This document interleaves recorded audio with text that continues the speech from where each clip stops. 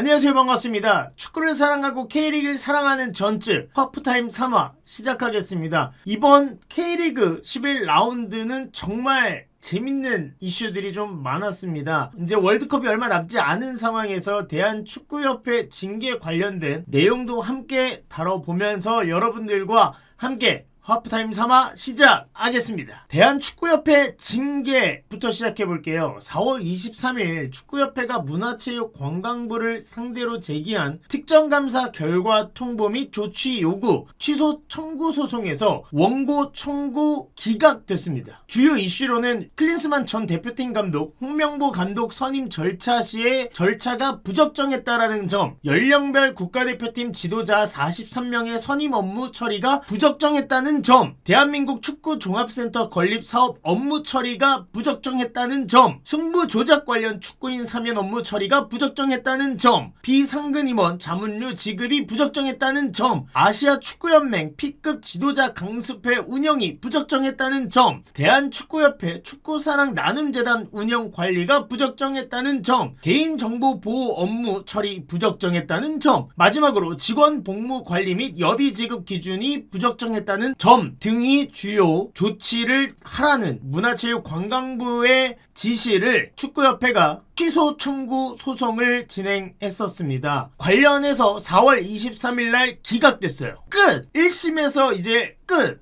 분명히 축구협회는 2심, 3심을 노리겠지만 과연 이번에 밝혀진 언론을 통해서 알려진 이 사실들을 봤을 때 2심, 3심으로 갔을 때 대한축구협회가 이길 수 있을까? 아니요. 전혀 절대 안 됩니다. 5월 26일까지 집행정지 효력 소멸이고 이에 따라 문체부에서는 징계 이행 촉구 공문까지도 발생을 했습니다. 대한축구협회는 5월 6일 긴급 이사회를 소집했는데 원래 12일날 예정이었던 이사회를 당겨서 5월 6일날 이사회를 긴급 소집했다고 합니다. 관련해서 이제 정몽규 회장의 중징계 관련, 그 다음에 비상근 임원 자문료나 승부 조작 관련 축구인 사면 관련된 얘기들, 정말 665억이라는 정말 큰 돈을 대출받기 위해 했던 절차들, 대한민국 축구 종합센터 천안에 건립한 사업 이 업무 처리 관련해서도 부적정했다는 점에 대해서 아마 긴급 이사회가 열릴 것으로 예상이 됩니다. 법원 판결문에 따르면 2026년 천안축구종합센터는 정관 위반 논란이 제기된 대출로 얼룩진 정말 탐욕의 그 자체, 정말 아니 이렇게까지 할 수 있어? 구라만 치면 되는 거야? 일단 빌리고 보자식의 절차를 무시해버린 665억 대출, 보조금을 타내려 정부를 속이고 허위 보고를 하고 백인 사면의 오만함, 이 모든 것들이 법원에서는 절차적 정당성 상실되었다라고 판결을 했습니다. 이에 따라 문체부에서는 5월 26일까지 징계안을 내놓으라며 행정조치에 카운트다운에 들어갔습니다. 물론 공공감사법에 따라 축구협회는 문체부의 조치 요구를 무조건 따라가야 할 의무는 없으며 문체부는 감사만 할 수 있고 정몽규 회장에 대한 직접적인 징계, 해임은 할 수 없는 거는 맞습니다. 축구협회가 버티면 답이 없는 상황인 것도 맞아요. 근데 과연 우리가 이탈리아 축구협회, 이탈리아 대표팀이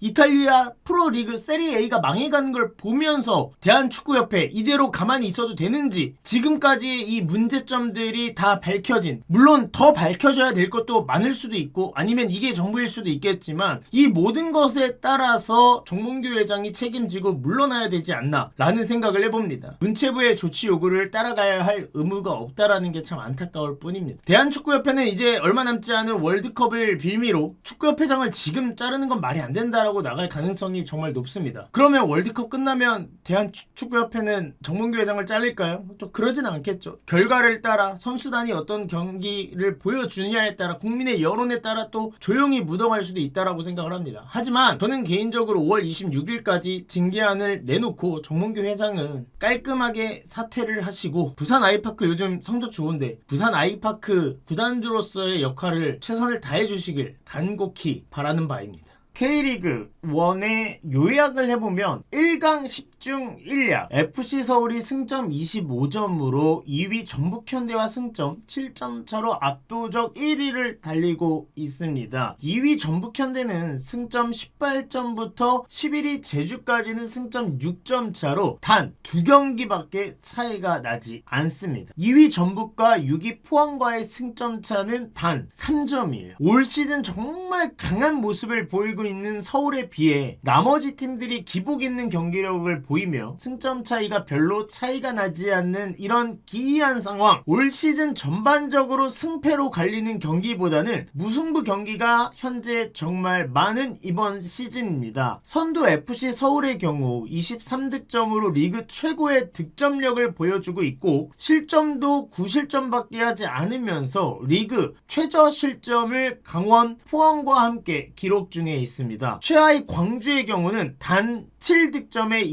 28실점으로 리그 최저 득점 및 최다 실점을 기록하고 있어요. 근데 이번 시즌 서울이 이렇게 강하게 공격적으로 정말 잘할 거다라고 예상을 하긴 했었나? 근데 이 정도까지는 아니었고 솔직히 정정영 감독님이 부임한 전북현대가 좀 더 공격적인 임팩트는 강하지 않을까 예상을 해보기도 했었고 울산현대 김현석 감독이 오면서 지금 3위에 있긴 하지만 뭔가 달라진 느낌으로 울산도 그래도 뭐 좀 보여주지 않을까 싶은 느낌이 있었는데 서울, 전북, 울산 이 세 개의 팀이 뭔가 비등비등한 모습이 아니라 서울이 앞으로 치고 나가고 전북현대와 울산 HD가 2위 경쟁을 하는 그럴 수는 있을 것 같은데 진짜 이런 일이? 라고 생각되는 이번 시즌 간단하게 11라운드 각 팀별로 요약을 좀 해보도록 하겠습니다. FC 서울 실점률 0.25였던 서울이 부진의 늪을 탈출한 김천 상무한테 처음 맞았다라고 표현하고 싶네. 3실점을 하면서 재역전을 당한 FC 서울 그래도 이번 라운드 유일한 홈 득점팀이라는 게 위함을 삼을 수 있지 않을까 싶기는 한데 다음 경기가 5월 5일 어린이날 안양과의 연고지 더비 과연 이 김천한테 쳐맞은 거를 잘 회복하고 연고지 더비에서 회복할 수 있을지가 포인트가 될 것 같습니다. 다음은 김천 상무입니다. 리그 선두 서울을 잡아버린 군인정신 고재현의 득점 후 야잔 바베츠의 역전을 당했었던 김천은 포기하지 않는 군인 정신으로 후반 박태준, 김인균의 골로 재역전승을 거두었습니다. 다음 라운드 울산을 김천 홈으로 불러들여 호랑이를 잡을 수 있는지가 포인트가 될 것 같고요. 울산을 잡으면 K리그 3연승을 달리게 되는데 과연 김천 상무가 서울과의 경기에서 포기하지 않는 강한 군인 정신을 보여줬는데 울산과의 경기에서도 보여주면서 K리그 3연승을 달리게 되며 초반에 좋지 않았던 흐름을 끊어내고 반전의 계기를 만들 수 있을지가 포인트가 될 것 같습니다. 울산 HD 대전 포항에 패배하며 리그 2연패를 달리게 된 울산 HD 리그 2위도 전북 현대한테 빼앗기게 되었는데 살아날 줄 모르는 공격력과 16실점 중 클린시트는 단 2번 선방률 60%로 하락한 K리그 넘버원 골키퍼 조현우 선수의 부진이 생각보다 좀 커 보입니다. 다음 라운드 군인정신으로 똘똘 뭉쳐서 기세가 살아난 김천 원정 경기에서 분위기를 발전할 수 있을지가 포인트일 것 같아요. 그리고 말컹 좀 하는 것 같은데 왜 다시 선택을 못 받는 것인지 살짝 살이 다시 뿐 건 아닌지 말컹이 그라운드에서 보여줄 공룡 세레머니를 기대해 보도록 하겠습니다. 포항 스틸러스입니다. 동해안 더비 조상혁 선수의 골로 승리를 거둔 포항 스틸러스는 올 시즌 공격을 풀어나가고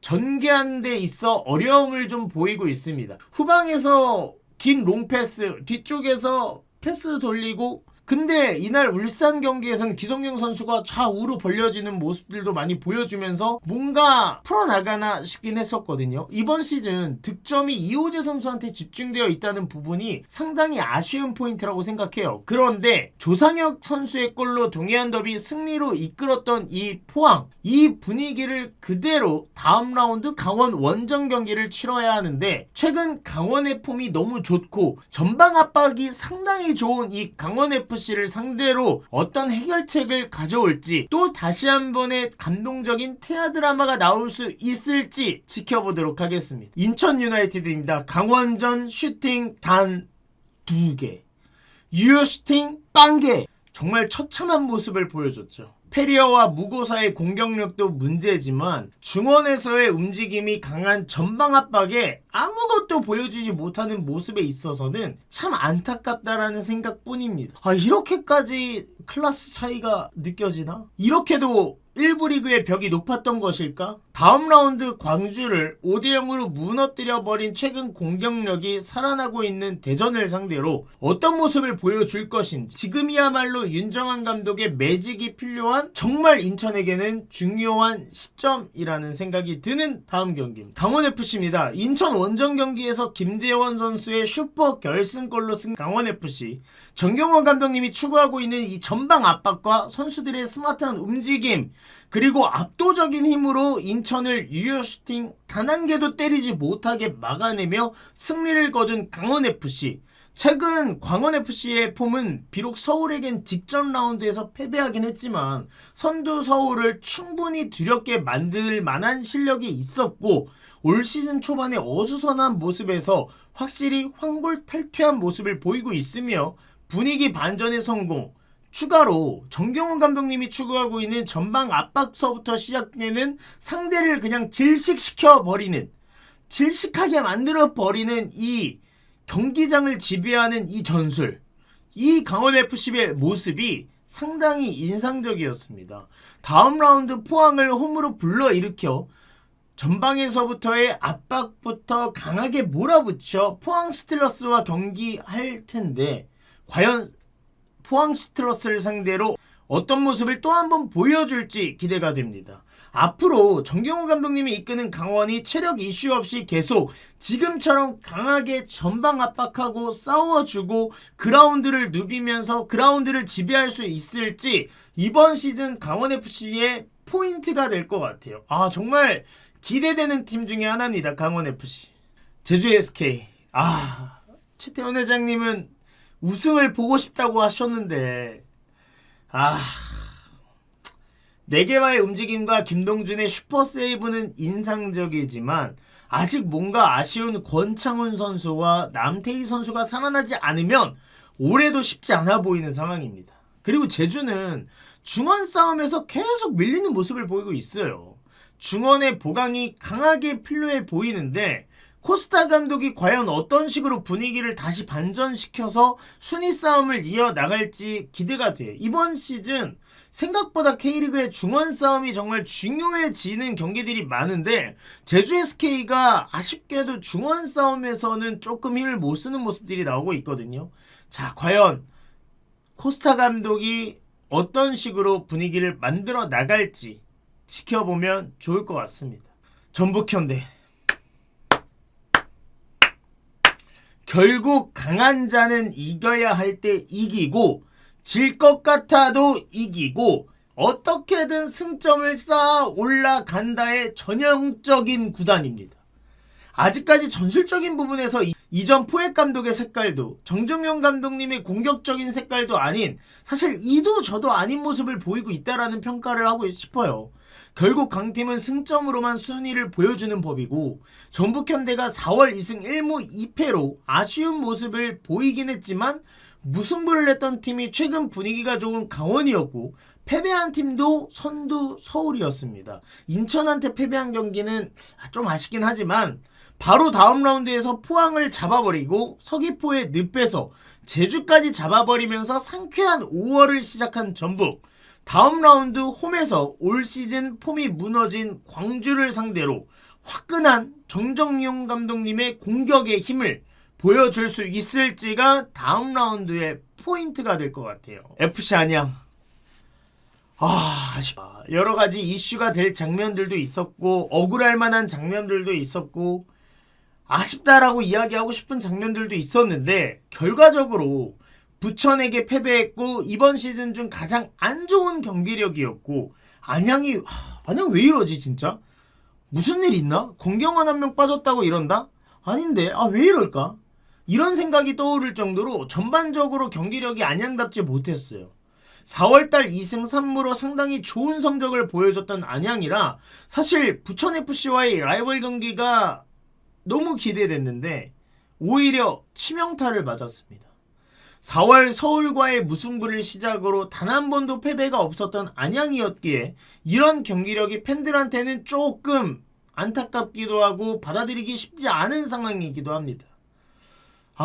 다음 라운드 연고지 더비 또 상암 월드컵 경기장인데 서울과의 경기를 치르게 되는 이 안양 FC 안양이 또 연고지 더비에서 선수들의 이 파이팅 넘치는 또 팬분들 우리 서포터즈분들의 파이팅 넘치는 응원이 기대가 되는데 마테우스의 신경질적인 행동으로 다이렉트 퇴장을 당한 장면이 두고 아쉬울 것 같은 다음 라운드인 것 같습니다.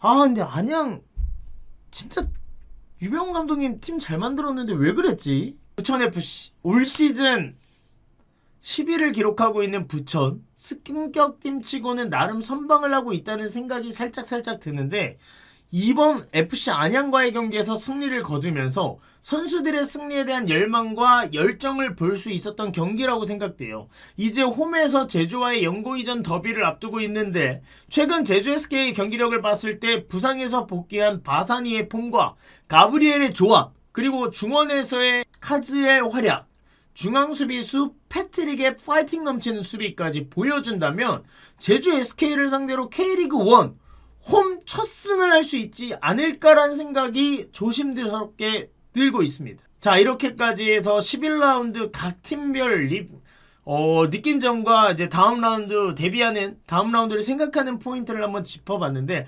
여러분들의 생각은 어떠신지 편안하게 댓글 부탁드릴게요.